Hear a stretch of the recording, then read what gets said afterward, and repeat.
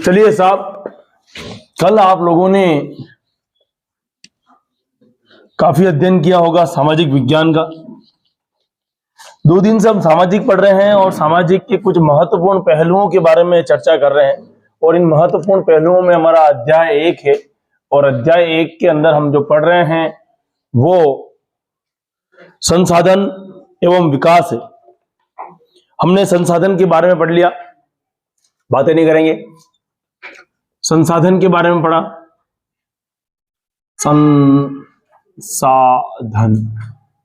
संसाधन एवं विकास टॉपिक ये था। और संसाधन और विकास के अंदर हमने पहला पॉइंट पढ़ लिया, दूसरा पॉइंट भी हमारा क्लियर हो गया, हमने उनकी व्याख्या कर ली। अब हम इससे आगे के टॉपिक पर चर्चा करेंगे। आप लोगों को समझ में आ गया? स्वामित्व के आधार पर हमने भागों में 4 भागों में बांटा था। अब हेडिंग डालिए आप, विकास के स्तर के आधार पर। किसके आधार पर? हाँ, विकास के, चौथा पॉइंट है ये इसका नया वाला, विकास के स्तर के आधार पर वर्गीकरण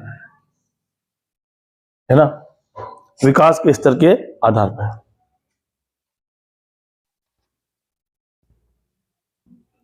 चलिए, इसमें हेडिंग डालिए पहला, संभावी संसाधन। इसमें ए पॉइंट डालिए, संभावी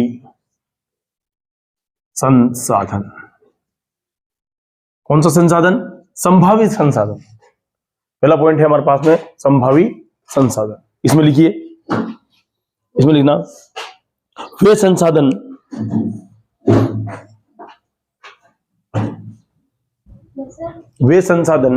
जो किसी राज्य में ऑब्लिक किसी देश में, किसी राज्य में ऑब्लिक देश में, ऑब्लिक देश में उपलब्ध होते हैं, उपलब्ध तो होते हैं, लेकिन राज्य ऑब्लिक देश के लोग उनका उपयोग नहीं करते,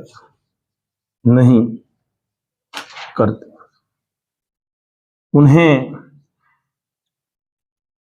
संभावी संसाधन कहते हैं। मान लो राजस्थान के अंदर कोई चीज ऐसी उपलब्ध है, जैसे कि मान लेते राजस्थान का रेगिस्तान है ना, उसमें बहुत सारी पवन ऊर्जा उत्पन्न की जा सकती है, सूर्य से प्राप्त ऊर्जा प्राप्त की जा सकती है, लेकिन हम उसका उपयोग नहीं कर रहे हैं, तो ऐसी परिस्थिति को हम बोलेंगे संभावित संसाधन। तो किसी राज्य या देश के अंदर उपलब्ध जो संसाधन है, लेकिन वो वहां की जनता जो है उसका उपयोग नहीं करती है। ठीक है, एग्जाम्पल लिखिए, एग्जाम्पल लिखिए, वही एग्जाम्पल है जो मैंने बोला अभी। एग्जाम्पल लिखिए, राजस्थान और गुजरात में सौर ऊर्जा व पवन ऊर्जा की अपार भंडार है।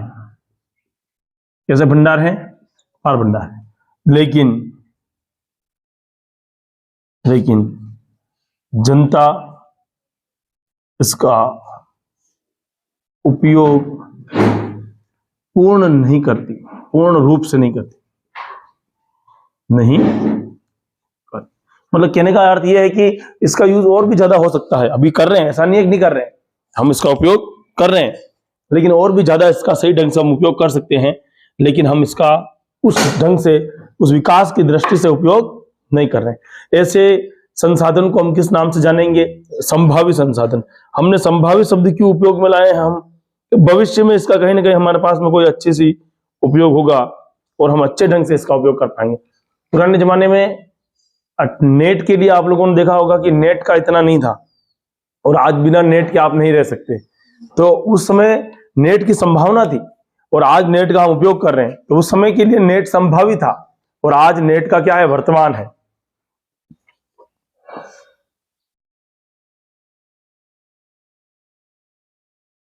लिख दिया आप लोगों ने?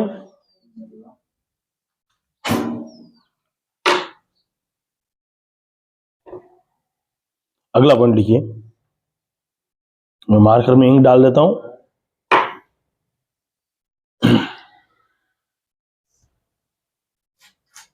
आप लोगों के ब्लूप्रिंट पे भी चर्चा करनी है, किस तरह से पेपर आएंगे,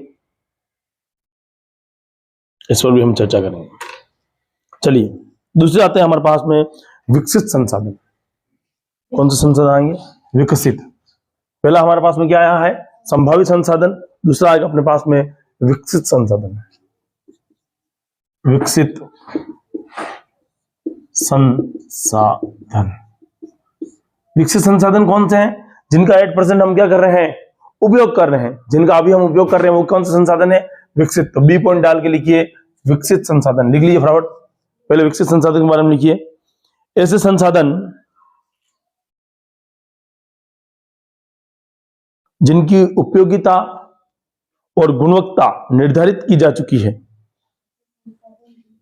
जिनकी उपयोगिता, जिनकी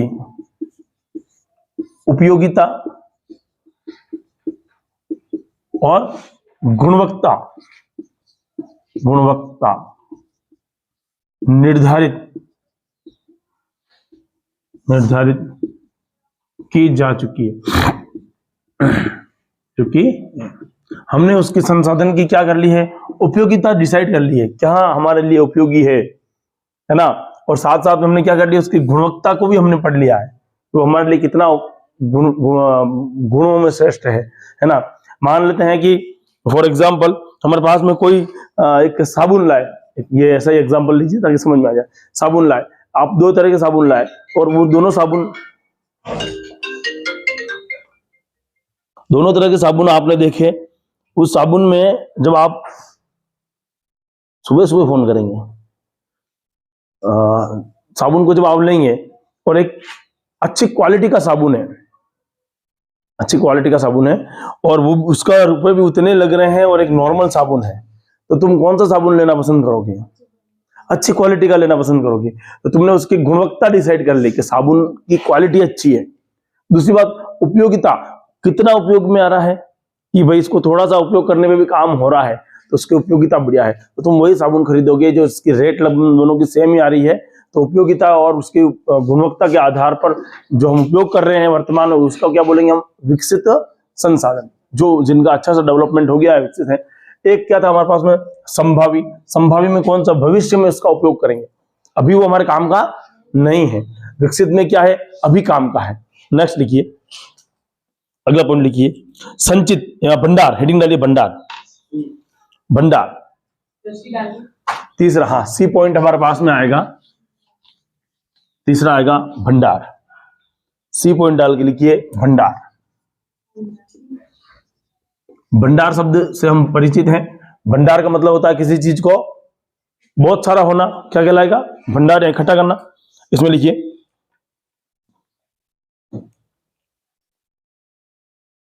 लिखना, ऐसे संसाधन, ऐसे संसाधन जिनका उपयोग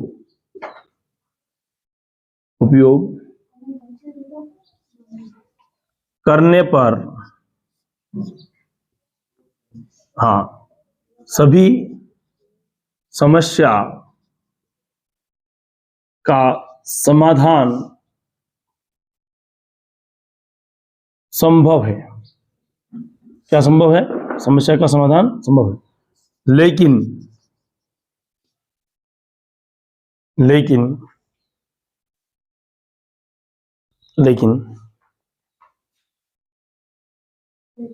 उन संसाधन के लिए उन संसाधन के लिए उपयुक्त प्रौद्योगिकी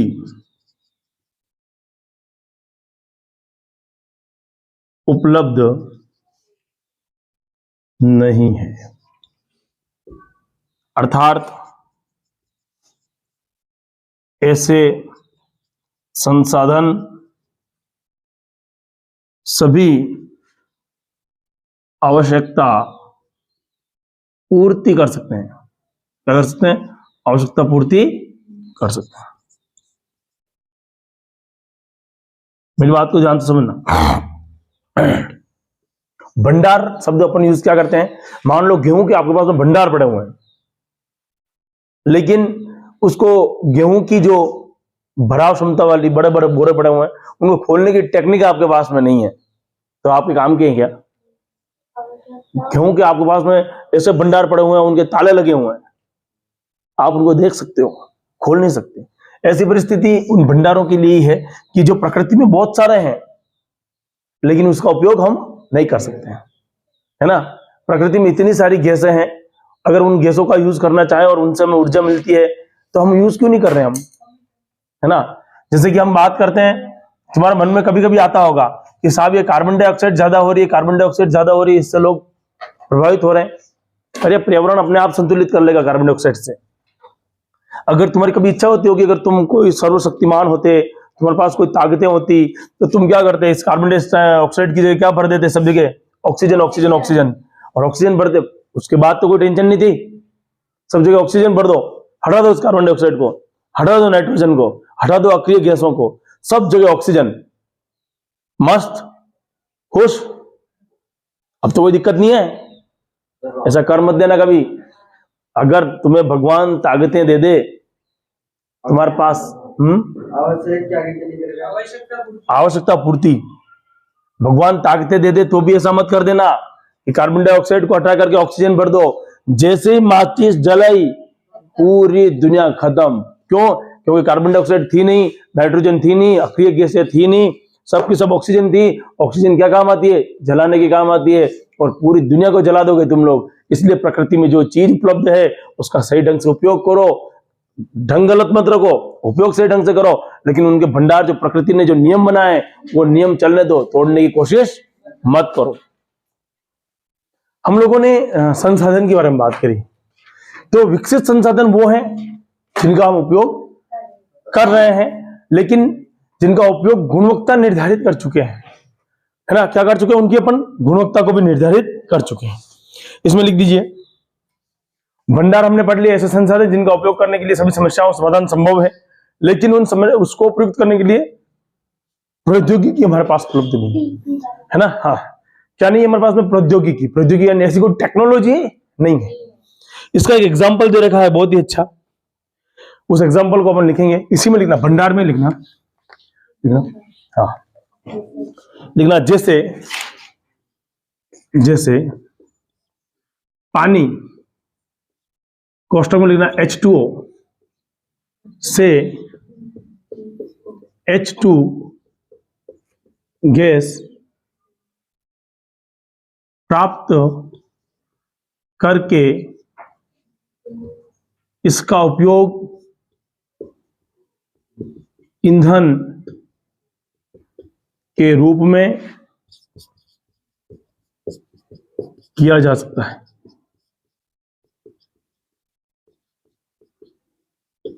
लेकिन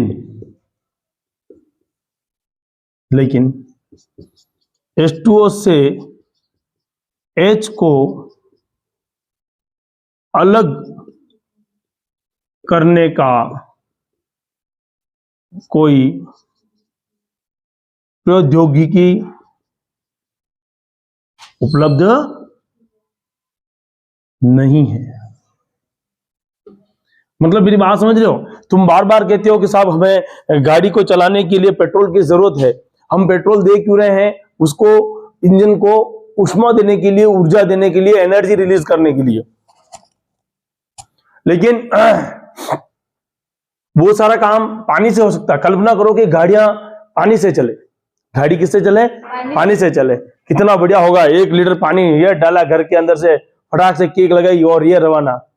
फिर गाड़ी महंगी नहीं रहेगी, पोल्यूशन भी नहीं होगा, पोल्यूशन नहीं होगा, गाड़ी महंगी नहीं रहेगी, और तो और पानी से गाड़ी चलेगी। कितनी बढ़िया बात है।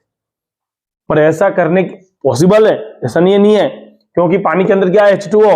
कितने खतरनाक चीजें हैं देखिए साहब। हाइड्रोजन, हाइड्रोजन दुनिया का वो सबसे बम बना था हाइड्रोजन, ध्यान है? हाइड्रोजन सबसे खतरनाक चीज, और ऑक्सीजन किसी भी चीज को जलाने के लिए सहायक। लेकिन जब दोनों मिल जाते हैं तो आग बुझा देते हैं। नहीं बुझा रहे? H2O पानी बना, पानी आग तो बुझाता है। दो खतरनाक अगर देखे जाए अपने आप में केमिकल है, और उस केमिकल को हम पी जाते हैं। इंसान कितना खतरनाक है केमिकल। H2 इतना भयंकर है कि अगर वो किसी से खाली H2 है तो क्या कर देगा? विध्वंसकारी है। ऑक्सीजन इतना विध्वंसकारी है कि किसी भी चीज को जलाने में सहायक है। एक जलने वाला है, एक जलाने वाला है। H2 जलने वाला है, ऑक्सीजन जलाने वाला है, और दोनों साथ मिलकर जलने वाले को बुझाने वाला है। तो जिंदगी में कई बार ऐसी कंडीशन बन जाती है कि हम H2O बनना पड़ता है ना? तो जिंदगी में H2 बन के निकलना पड़ता है। हमारे पास में ऐसी कोई टेक्नोलॉजी अभी तक ऐसी विकसित नहीं है जिससे हम H2 से अपन क्या कर दें, H2O से अपन क्या कर दें, H को अलग कर दें, हाइड्रोजन को अलग कर दें। और हाइड्रोजन को अलग करने के बाद प्रैक्टिकल लेवल पे अलग बात है, लैब में करना अलग चीज है, हमारे गाड़ी के अंदर डाल के पानी डाल के चलाना अलग चीज है। जब किसी प्रयोग का उपयोग सार्वजनिक होने लगे और जनता के हित में होने लगे, वही तो हम चाहते हैं। पर अभी तक ऐसा जनता के हित में नहीं हुआ। प्रैक्टिकल प्रयोगशालाओं में जो हम कर रहे हैं वो बात एक अलग है। प्रयोगशाला में हाइड्रोजन अलग कर रहे हैं, और वहां पर हम थोड़ी थोड़ी देर में टेस्ट ट्यूब में थोड़ी लेंगे, या पानी टेस्ट ट्यूब में लेके डालेंगे, ले हाइड्रोजन गया अंदर, ऐसा थोड़ी करेंगे, है ना? तो हम भंडार के बाद में संचित कोष, संचित कोष अगला स्तर आ रहा है अपने पास में। कौन सा? संचित कोष। संचित का मतलब क्या होता है? किसी चीज को बचा के रखना। हेडिंग दे लिए संचित कोष। संचित कोष। लोग जाग गए, अब सवेरा हो गया है, नहीं बोलने लगे सब जगह। संचित कोष, हेडिंग डाली संचित कोष। अब लिखिए इसमें, इस प्रकार के संसाधन, इस प्रकार के संसाधन जिनका उपयोग, जिनका उपयोग, इस प्रकार के संसाधन जिनका उपयोग तकनीकी, तकनीकी, जिनका उपयोग तकनीकी, तकनीकी तकनीक टेक्नोलॉजी, तकनीकी ज्ञान की सहायता से, ज्ञान की सहायता से किया जा सकता है। हाँ, तकनीकी ज्ञान की सहायता से किया जा सकता है, लेकिन तकनीकी ज्ञान की सहायता से किया जा सकता है, लेकिन वर्तमान में उपयोग नहीं किया गया है। वर्तमान में उपयोग नहीं किया गया है, नहीं किया जा रहा है, या कम किया जा रहा है। लेकिन वर्तमान में उपयोग कम किया जा रहा है। वर्तमान में उपयोग कम किया जा रहा है। जैसे जैसे करके लिखना, बांध बनाकर जल का उपयोग सिंचाई व ऊर्जा विद्युत निर्माण में, किसमें किया जा रहा है? विद्युत निर्माण में। बांध बनाकर हम किसके में कर सकते हैं? बांध बनाकर सिंचाई में उपयोग कर सकते हैं, और विद्युत बनाने में बनाने में। देखो, ऐसा नहीं है कि संचित कोष का उपयोग हम अभी नहीं कर रहे हैं, वर्तमान में हम संचित कोष का उपयोग कर रहे हैं। हमारे घरों के अंदर जो लाइट आ रही है वो बांध बनाकर जो बिजली है वहीं से उत्पन्न की जा रही है। बात तो सही है, टरबाइन वहीं पे घुमाए जा रहे हैं, बांध बन जाते हैं बड़े बड़े। जैसे नदी जा रही है मान लो, तो नदी को थोड़े दिन के लिए डाइवर्ट करके यहाँ पर इस तरह से बड़े बांध बना दिए जाते हैं। इस तरह से बांध बनने से क्या होगा? नदी का पानी बहुत ही भराव क्षमता के साथ यहाँ पर बढ़ जाएगा। फिर इसके गेट को खोल करके एक पर्टिकुलर पार्ट को निकाल करके पानी को यहाँ से लाकर बड़े से एक टरबाइन को घुमाया जाता है। बहुत सारे टरबाइन होते हैं, वहां से बहुत तेजी से पानी आएगा, प्रेशर पड़ेगा और टरबाइन घूमेगा। टरबाइन घूमने से क्या उत्पन्न होगी? विद्युत उत्पन्न होगी, और जो पानी बचेगा वो कहाँ चला जाएगा? सिंचाई में चला जाएगा, है ना। पहले जो लोग थे उन्होंने बांध बनाने का विरोध किया। नर्मदा बांध आप जब पढ़ते होंगे शायद तक आपने 10th क्लास के अंदर भी है और 12th में भी है, नर्मदा बांध का विरोध हुआ। नर्मदा बांध का विरोध क्यों हुआ था कि सरकार ने टरबाइन घुमाने के लिए इस पानी का उपयोग किया। तो लोगों को गलतफहमी हो गई कि पानी के अंदर से क्या निकल जाएगा, करंट निकल जाएगा, और पानी में से करंट निकल गया तो जो सिंचाई के लिए पानी आएगा, जो गेहूं होंगे उसमें क्या नहीं होगा, एनर्जी नहीं होगी, अच्छी पैदावार नहीं होगी, इसलिए हमारे बांध नहीं बनाने, है ना। और बहुत सारे लोगों को ये भी समस्या थी कि खेत और खलियान और घर डूब रहे थे, उनको पुनर्स्थापित करना भी बहुत बड़ी समस्या थी। तो नर्मदा बांध जब बने थे, नर्मदा जब बांध बनाए थे तो इस प्रकार की समस्या उत्पन्न हुई। आप आगे जाके साइंस में भी पढ़ोगे और सोशल साइंस में भी पढ़ोगे तो ये पॉइंट भी अपने पास आएगा। तो हमने संसाधनों के बारे में पढ़ा, संसाधन के विकास के बारे में पढ़ा, और इसके हमने संसाधन के कितने प्रकार बांट लिए, हमने यहाँ पर 4 भागों में हमने इसको विकास बांट दिया। अब हेडिंग डालिए संसाधनों का विकास। हाँ, संसाधनों का विकास, ठीक ना। अगला हेडिंग, नई हेडिंग है संसाधनों का विकास। नई हेडिंग डालो संसाधनों का विकास, ठीक ना। संसाधन मनुष्य के लिए महत्वपूर्ण है, संसाधन मनुष्य के लिए महत्वपूर्ण है, संसाधन मनुष्य के लिए महत्वपूर्ण है, लेकिन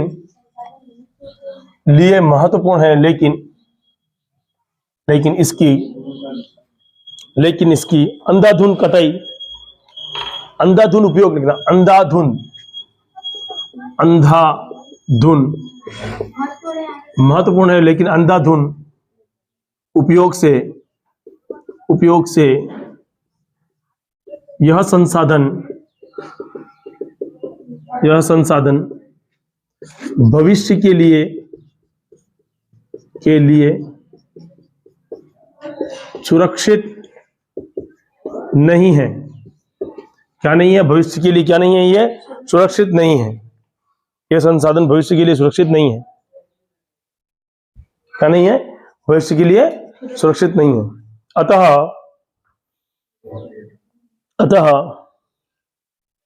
अतः इनका उपयोग अंधाधुंध है ना, अतः इनका उपयोग सीमित करना चाहिए। क्या करना चाहिए? सीमित करना चाहिए। नेक्स्ट लिखिए, कुछ व्यक्ति लालचवश क्या कर लेंगे आपसे?